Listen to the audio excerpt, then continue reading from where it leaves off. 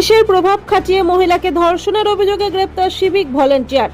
চোরের মতো করে নিয়ে গেল পুলিশ। পুলিশি নিষ্ক্রিয়তার অভিযোগ তুললেন আইনজীবী।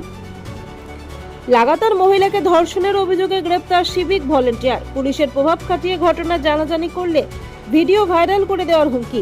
সেই অভিযোগের ভিত্তিতে গ্রেপ্তার সিভিক ভলেন্টিয়ার চিরঞ্জিত সাহা। তিনি দুর্গাপুরের কোকোভেন থানার বিদ্যাসাগর পল্লীর বাসিন্দা। শনিবার তাকে দুর্গাপুর মহকুমা আদালতে পেশ করা হয়। পুলিশ সূত্রে জানা গিয়েছে, চলতি বছরের 28 এপ্রিল এক মহিলা দুর্গাপুর মহিলা থানায় লিখিত অভিযোগ দায়ের করেন। অভিযোগে তিনি দাবি করেন, 2025 সালের অক্টোবর মাস থেকে সিভিক ভলেন্টিয়ার তার সঙ্গে জোরপূর্বক শারীরিক সম্পর্ক গড়ে তোলে চিরঞ্জিত। পাশাপাশি বিষয়টি কাউকে জানালে ভিডিও ভাইরাল করে দেওয়ার হুমকিও দেওয়া হয় বলে অভিযোগ।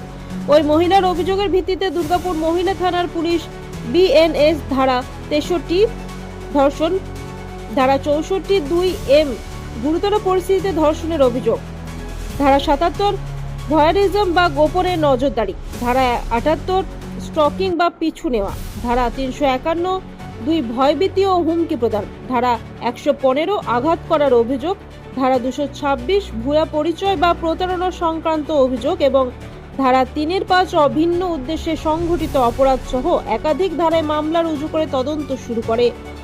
তদন্তের ভিত্তিতে কোকোভেন থানা এলাকার বিদ্যাসাগর পল্লী থেকে অভিযুক্ত সিভিক ভলেন্টিয়ারকে গ্রেপ্তার করা হয়। তারপরে রবিবার দুর্গাপুর মহকুমা আদালতে তোলা হয়।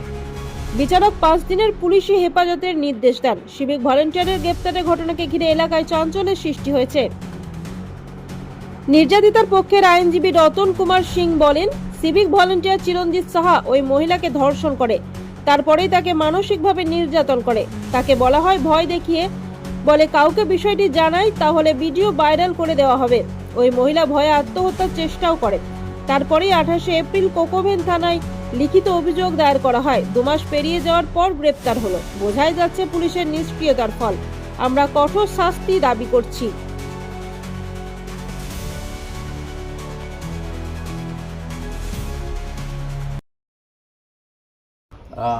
উক্ত সিভিক ভলেন্টিয়ার উনি কোকোভেন পিএসের সাথে অ্যাটাচড আছেন।